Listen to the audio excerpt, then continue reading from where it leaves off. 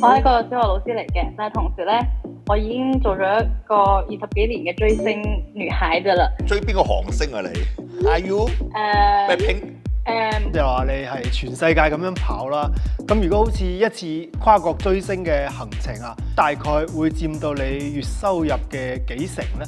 冇土亦都係唔緊張錢嘅，要去嗰笪地方照飛，機票照買，酒店食宿一定係超支㗎啦，唔計較。追求者全部都俾佢鬧走晒。唔知鬧手咯，但係覺得好悶啊，好悶啊佢哋。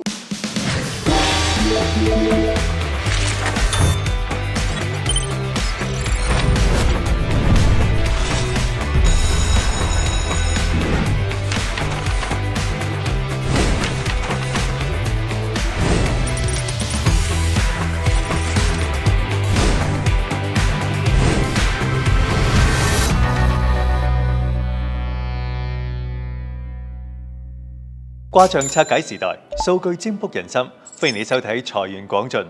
嗱，今晚咧，我哋連線嘅呢位朋友，佢生活咧係有兩個平衡嘅世界嘅。咁我哋咧一齊歡迎呢位好朋友，佢叫做小豬。小豬你好啊！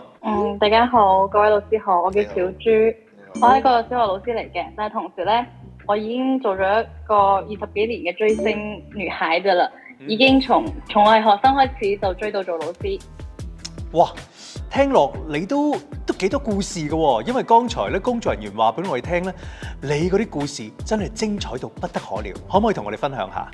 我從學生時代開始追星嘅話咧，就係成日都做一啲好特種兵嘅事咧，就係例如星期五晚飛去一個國家睇演唱會。打個比方啊，係去首爾嘅話咧，我會坐凌晨1點55分嗰班機翻到嚟，之後翻到廣州就大概係5點55分，即係擦個牙洗個面就去上做白咯。哇，犀利啊！真係特種兵喎。小豬追邊個韓星啊你？IU、Blackpink？唔方便透露呢個。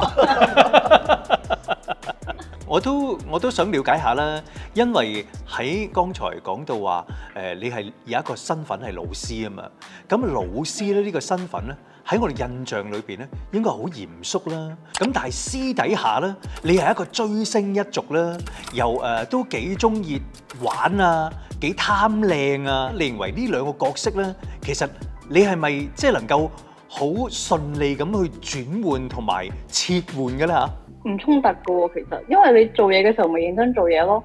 之後而家其實如果講真話，比起貪靚嘅話，如果其實你嘅形象係好一啲嘅，啲小朋友係更加中意你嘅。同埋話就話去追星啫，咁你講到呢啲去旅遊嘅啫嘛。咁你分享你哋見聞咧，佢哋係好中意㗎。所以其實你滿世界咁跑，其實係幫助佢哋拓展世界嘅一種途徑咯，我覺得。係啦，咁小豬啊，我好奇，因為你頭先提到啦，就話你係全世界咁樣跑啦。咁如果好似一次跨國追星嘅行程啊，咁大概會佔到你月收入嘅幾成呢？即係相對嚟講，的確係一個比較大嘅支出，因為你淨係機票同埋酒店就已經係一個好大嘅支出啦。仲有最貴嘅門票錢，同埋你去到你就唔可能淨係睇演唱會，你仲會買嘢咁 shopping 咯。可能一年真係使好多錢咯，即係大概我工資嘅一大部分都已經喺晒入邊噶啦。咁呢個係你提前計劃好嘅，定係話去到嗰度一嗨起身咁我就使咗啦？咁但係可能又會唔會有超支嘅情況呢？間唔中都會有超支嘅情況，因為你真係有時候一上頭你就好難預計到自己會使幾多錢。我覺得從另外一個角度咧，可以理解就係小豬咧，應該係家庭環境咧都好殷實啊，所以咧佢冇任何咧生活上邊嘅擔憂，冇咩後顧之憂。係啦，咁我都好想問啦，聽講你最近咧開始有啲煩惱喎，分享下啦，咩煩惱？睇下我哋幫唔幫到你。最大嘅壓力就係嚟自我嘅媽媽啦，佢好急咩咧？急我結婚，即係為咗催我結婚咧，佢已經到咗嗰種不間斷咁介紹相睇嘅對象啦，同埋咧甚至背住我加咗幾個我已經結咗婚嘅好朋友嘅微信，就係為咗叫佢哋一齊勸我快啲結婚。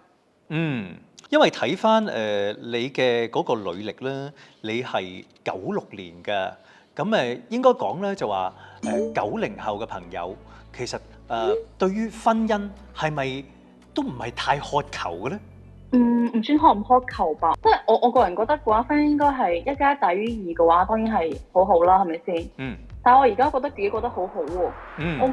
我可能會覺得婚姻反而係一種負擔咯。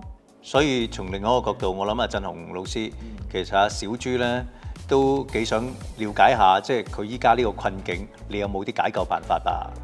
係睇翻小豬個八字咧，完全解釋晒佢頭先所講嘅嘢啦。嗱，阿小豬係木命人，係月木啊，佢嘅日柱係月卯，都係一條好專同埋好強嘅木命。而佢整嘅八字裏邊嘅五行啊，係得水木火啫。係啊，冇咗金同埋冇咗土呢兩個五行嘅。咁啊代表咗咩咧？咁啊先解釋咗點解小豬咁中意去飛星追星啊？點解咁？就係佢就係個木命人，而好多水，佢就係有種水當木漂嘅情況啊！即使就中意一諗起就去做，一諗起就會令到自己成日都呢度去啊嗰度去。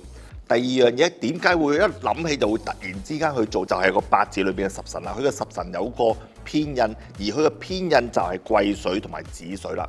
癸水就係一諗起咧就唔理後果，唔理任何情況之下，佢一定要做。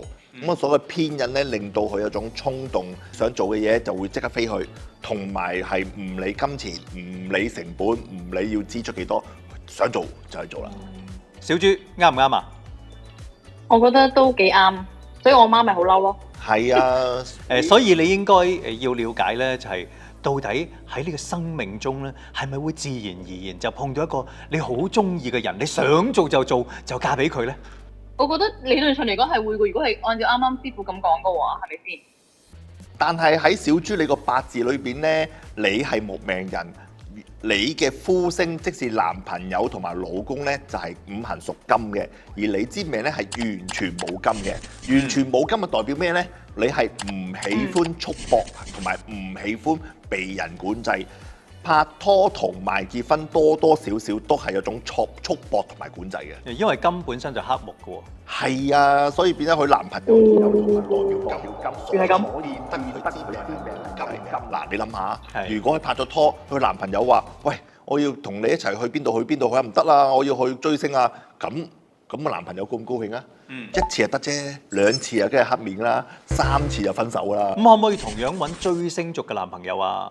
唔得喎，追唔同嘅星咧。Sorry 啊。所以變得咧小豬個八字咧冇金啊，代表咗係對異性緣即係男仔咧係唔緊張嘅。另外頭先咪講過佢係冇土同埋冇金嘅，土就係小豬嘅財星啦，財星就係錢啦，冇土亦都係唔緊張錢嘅。頭先講到小豬話：哇，要去嗰笪地方照飛，機票照買。酒店食宿一定係超支啦，唔計較，所以錢佢都唔緊張。咁但係我想問一個問題咧，即係如果想解決剛剛我哋碰到嗰啲困境，你覺得小豬喺大概邊啲歲數更加容易碰到啱眼緣，又或者自己中意嘅嗰粒金子咧？好，睇翻阿小豬嘅八字咧，佢本身冇金噶嘛。但係佢呢個大運咧行緊25歲至35歲呢個金人嘅大運，而金入咗嚟的話咧，合咗落去個日元啊，即是代表咗25歲至35歲呢段時間咧，阿小豬都有人追求，但係個情況就係話追求者全部都俾佢鬧走晒，會唔會啊？小豬？唔知鬧走咯，但係覺得好悶啊，好悶啊佢哋。但始終喺八字命理裏邊咧，睇翻阿小豬個八字咧，就算夾一個中意周圍去啊、周圍玩啊、中意旅行嘅男仔的話咧，亦都係夫妻感情都不穩定嘅，因為小灣始終佢個冇金啊嘛，冇五行呢個金啊，所以變得咧佢自己唔會緊張對方嘅感受，亦都唔會緊張對方嘅即係任何事情啦，所以變咗慢慢咧個感情咧都好容易淡咗落嚟。我想問下咧，即係佢啱啱阿師傅話咧係到33歲。頭先個姻緣嗰度咧係講緊你25歲至35歲呢段時間。OK。你 OK。係啊，你咁即係我覺得淨係講姻緣嘅啫，呢段時間。係啊。咁即係話，如果要令我媽覺得佢終於可以解放啦，就等我35歲之後咯喎。我就想講埋俾你聽，35歲至45歲呢10年裏邊咧係一啲金都冇。所以其實師傅咧透露出嘅信息就話，假若你真係想結婚，你應該趁住咧依家到35歲之間呢個年齡，好好咁發展你嘅戀愛關係。係啦，咁啊，如果過咗35歲之後咧，咁咧完全冇金嘅大運情況之下咧，就完全就冇機會啦。因為事關去到你35歲至45歲咧，行己丑大運，呢個運咧就代表咗係冇金啦，咁啊即係異性緣又冇啦，亦都係代表咗揾錢同埋收入嘅啫。哦，咁樣嗱，小豬記住啦，你要將呢期節目咧就俾你媽咪睇，咁咧就話俾佢聽，你吹埋呢幾年咧都冇收穫咧，就收手啦，咁係嘛？都 OK 嘅，咁就咁但係35歲之後，我都睇見你命盤咧，你都係周圍飛、周圍追星噶啦。成李貴賢啦，咁就好啦，祝你有一個愉快嘅同埋能夠付諸理想嘅生活啦。都祝你哋有個愉快嘅生活啦，咁就好多謝小豬。嗱，講完呢通電話咧，我就覺得好開心啦。我唔知兩位點啦嚇。咁我哋要感謝咧，就小豬同我哋嘅分享啦。文輝老師，嗱，從呢個小豬月光到超支追星現象，你可唔可以咧從經濟嘅角度剖析下？喂，裏邊咧有邊啲邏輯啊？咁其實咧，小豬嘅呢種消費模式啊，我相信即係話有相當一部分一啲後生仔啦，其實都會有類似嘅情況。咁所以其實咧，我都希望喺度咧可以通過一啲經濟學嗰啲原理啦，同埋一啲我哋自己一啲親身嘅體驗咧，去進行一個分享啦。咁其實佢呢方面咧，首先係從物質佔有到升級到情感體驗嘅一個消費。咁呢個我哋其實亦都叫做體驗經濟嘅。係。咁呢個咧其實係由未來學家約瑟夫派恩同埋詹姆斯吉爾摩喺98年嘅時候就已經提出咗噶啦。咁佢呢本書叫做《體驗經濟》啦。咁當時佢提出咗就係呢個經濟價值由4個階段嘅。首先農產品、工業品、服務，到目前更加多體驗。咁之前嘅可能就係話僅僅滿足於我哋有一個名牌嘅包包啊，名牌嘅波鞋就 OK 噶啦。咁但係而家更加偏向於咧一次好難忘嘅，可以令到我好 high 啊，或者好有情感共鳴嘅一啲體驗嘅。所以好似演唱會啊、去旅遊啊、沉浸式嘅劇本殺啊，呢啲通過呢啲消費去達到呢種收穫呢種體驗嘅。咁所以好似佢小豬咁樣啦，呢種追星嘅消費就係好典型嘅一種極致嘅情感體驗。就算超支超過我目前嘅一個收入都唔緊要嘅，在所不計，係嘛？high 就好啦，依家係啦，最緊要開心。咁文輝老師咧講到嘅呢個理念咧，體驗經濟咧，的確咧亦都令到我諗起咧，就此時咧大家仲係掛喺嘴邊嘅一個叫做口紅效應嘅經濟理論。當唔確定性增加嘅時候咧，消費者就會大幅咁咧削減自己大宗商品嘅消費。譬如咧，以往大家中意買樓買車買名牌包包，轉移咧，依家大家覺得喂，我負擔唔起咯噃，咁我可以揾啲心理小慰藉啊，譬如我買杯奶茶啦，譬如我日日飲杯咖啡啦，又或者咧，我每次咧都買一支新口紅啦，係娛樂消費自己，可以通過咧就係快樂去對沖咧長期以嚟帶嚟嘅一啲經濟無力感。當然，亦都係時下咧各位朋友生活當中一種無奈嘅選擇嚟。係嘅，咁如果呢種情況佢持續落去嘅話咧，其實亦都會有比較大嘅一個潛在嘅一個財務風險啦。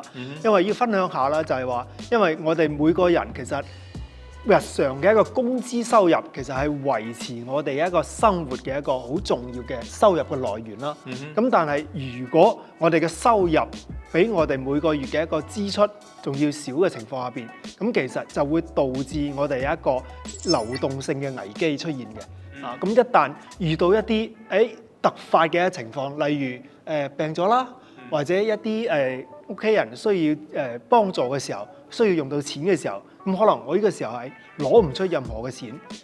咁所以一般情況下邊咧，我哋都應該要建立一個自己嘅緊急嘅一個備用金嘅。咁呢個備用金咧，需要可以喺我哋嘅生活，即係日常固定支出3到6個月嘅一個備用金。最低標配啦，呢個係啊。冇錯嘅，咁樣即係至少確保我就算呢3到6個月係冇任何收入，咁我都唔需要任何人嘅支持，我都可以撐到過去。咁啱先鄭老師我哋講到啦，小豬嘅命格啊嚇，咁我諗好多朋友啦都幾關心咗，喂，如果我哋通過呢個玄學國學嘅視覺去幫助大家咧尋找理解自己嘅真相，應該點樣同自己更加融洽咁相處咧？你嘅建議係？大家都可以睇翻自己嘅八字命盤嘅，了解翻你自己八字命盤裏邊嘅十神。係十神就係你自己嘅心性同埋行為。咁啊，十神有比劫啦、食傷啦、財財啦、官殺啦同埋印星嘅。咁啊，呢啲代表咗你嘅心性行為啦。而就好似小豬咁啦，就係冇咗呢個七殺同埋正官啦。冇七殺同埋正官嘅情況之下咧，代表咧冇咗自己嘅約束力。冇約束力就係代表咩？想做就去做。所以咧細細個讀緊書就已經做特種兵啦嚇。呢個特種兵初代咧就係咁樣嘅由來嚇。咁啊，從另外一個角度啦，亦都令到咧我哋要重新思考就話一般我哋見到咧嗰啲大富大貴嘅朋友或者咧就係生活咧有高低差嘅朋友，其實一般咧可能都係好似啱先師傅講到小豬呢種就係缺咗一啲五行元素嘅，係嘛？咁所以咧佢生活咧個波動性就更加之大啦。好啦，當然啦，今日咧要多謝咧就係兩位老師咧同我哋嘅精彩剖析啦。今期嘅節目咧，我哋唔單止咧聽到一個奇女子嘅故事，同時咧我哋都了解到喺自我同財富之間相關嘅智慧密碼。再一次感謝咧我哋兩位老師，亦都要提醒各位朋友，可以咧通過我哋屏幕下方嘅 QR code 一齊咧去關注財源廣進，同時咧提醒各位朋友通過 QR code 同我哋聯繫，一齊分享你嘅真實生活啦！期待你同我哋一齊走進財源廣進，一齊財源廣進。